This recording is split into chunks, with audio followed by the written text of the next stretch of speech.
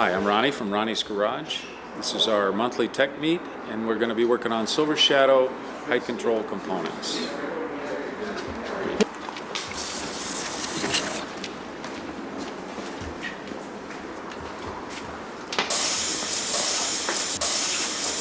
Moving to the car.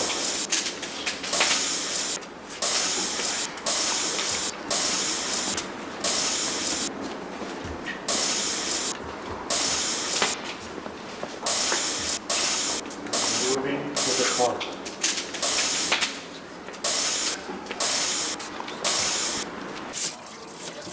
That's good. Now this stuff is pretty mild compared to the stuff we used to use. Well, they use some... Well, Freon is still out there. They just have different versions. But that's for cooling system. Poke myself with that. So now I injected some. And so be ready to get the paddles out. Resuscitate. All right, guys, I think we're ready to go. Pretty close. Brand new, that guy had an aluminum body, you know, done the whole car. And they do the whole thing. Yeah, no, just the body. Yeah. They do all the body panels, and they recreate panels. Yeah, it's amazing to watch these guys. So what happened? How are we going to put this back together? They're not all laid out in their same spot.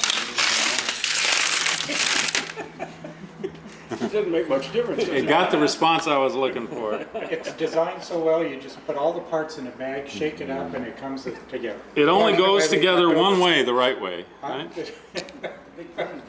What's that? As long as you don't have any left over. Yeah. Well, then that wasn't needed. What year car was this off of? 66 basically through 1980. They used the same thing. Silver Shadow? Silver Shadow, Corniche, coupe. I think They even used the early same- Camargues had them too. And you may have said this earlier, but that O-ring kit, is that something you make, or is it? No, I buy these. I could get most of the O-rings. There's just two special ones that I haven't been able to find yet. And they are the ones for the sides here that compress. And if you want to pass it around, it's kind of funny shaped. It's got grooves in it. It's kind of flat. It's designed to be compressed.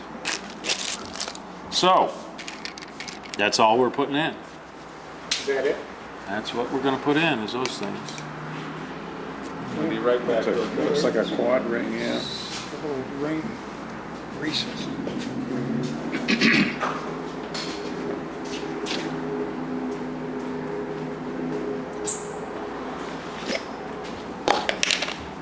Okay, things to look for. Usually on these is brake fluid absorbs water, so when it gets contaminated and it mixes with metals, it builds this like crumbly cottage cheese looking stuff. And here's inside here, where the shaft goes through, you can see it's got this white stuff and it builds up like a calcium. So if you just put it together without scraping that out, chances are it's going to leak right away. You got to kind of clean them up. And fortunately, you don't have to make them perfect, but you have to. Get it enough to. Yeah, it's just like when they clean your teeth, they get that garbage off. Only this doesn't bleed. I don't know if any of you guys have ever had that deep clean. There's people old enough here that is just beyond nasty.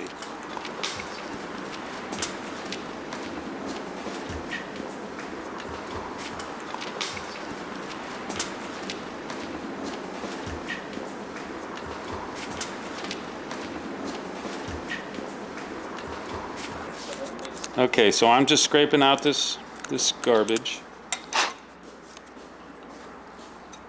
And fortunately, this is an instructional purpose thing here. So one of the first things I did, remember, was to scribe this so I knew which end the long end came out. These seals right here, the funny shaped seal, when it's in there and compressed, it does not seal on the shaft, it's out here, it seals on it right here, because this washer is designed to go right up against there and crush it and squeeze it. So what I'm going to do is I'm going to take that side with the scribe, point that down. I'm going to shove this seal in here. That's the funny shape one. This is the one for the side seals. There are two of them. I'm going to put this one in here. I'm going to put a little bit of this rubber grease. This is made just to lube brake parts for most things. And I'm going to, on the side that it comes out, I'm going to go ahead and put that shouldered washer with the shoulder facing down. And here's another spot you want to clean out. A lot of times you get the garbage in here that won't allow it to go in all the way. Put that on there. Take one of the snap. The snap rings are all three of the same size, so that's a good thing. And I'm going to stick this in here.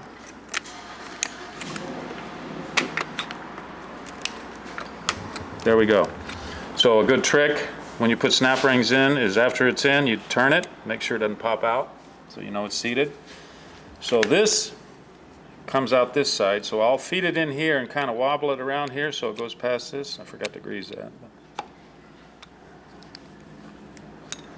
And then I'll push it here, and I do it this way because it's much easier to install these before you put the shaft in than to try to squeeze them in and damage them. There, so it's in. You can see it's all the way down, and we'll just take this other. The seals go in with the groove towards the pressure side? There's grooves on both sides. on all sides. Okay. Yeah, It's almost like a it's just made to compress, Okay. and a lot of hydraulic seals have that kind of shape. They're made to compress. Okay.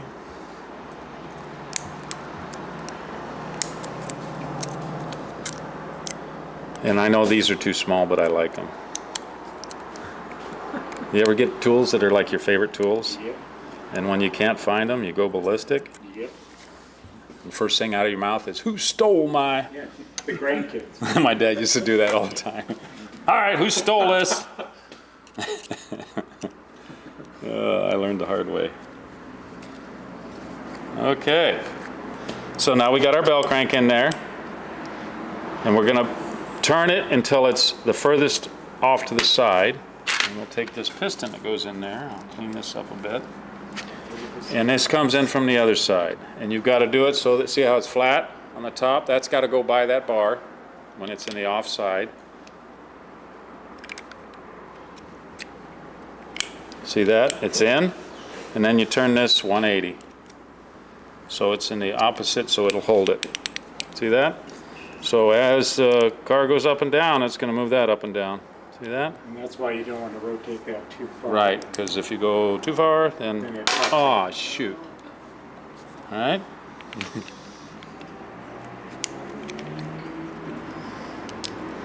So with that eccentric, bell crank engages, it doesn't engage tight, it looked like you had some play in that. That's okay. That's, What you have, once we start putting it together, you'll see what I'm talking about. okay, so So it'll be spring preloaded to one side? that's what this big spring is for. It sits on there, and it fits in this that groove right there.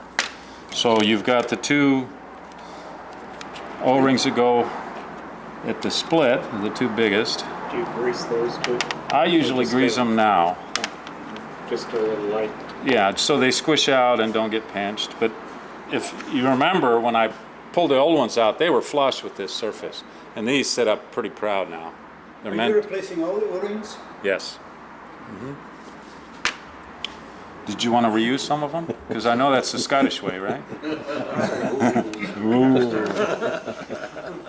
Sorry. Sorry, Ray. But you've admitted to it more than once.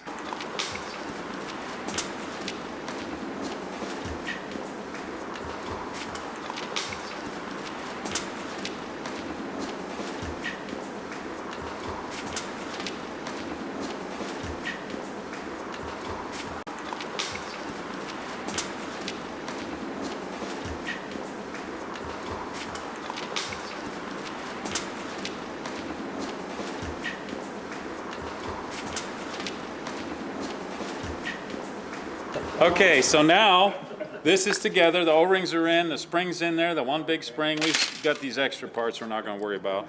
I'm going to clamp this in the vise, so that I can tighten these nuts. That's our first step, is to get this thing back up where it belongs. Compress those O-rings. There's no torque requirement on those, you just. What was really wrong with it then? There was nothing wrong with this one, but they usually leak because the O-rings fail. That's all. O-ring problem. This is a spare part here.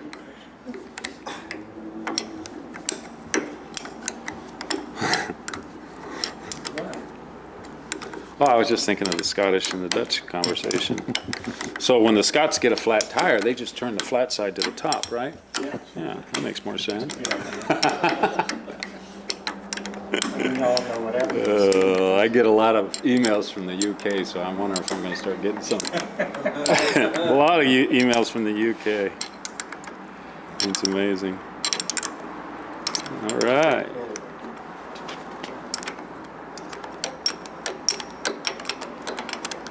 Most of them don't have much of a sense of humor there either. Oh, everybody I've talked to seemed to have a sense of humor. At least maybe that was just me and they didn't get it. I don't know. So you crisscross to tighten these? As usual, I kind of do that. It's just a habit. Kind of like tightening on a wheel. With the flat spot. With the flat spot, yes. It's cheaper that way. See, we're listening.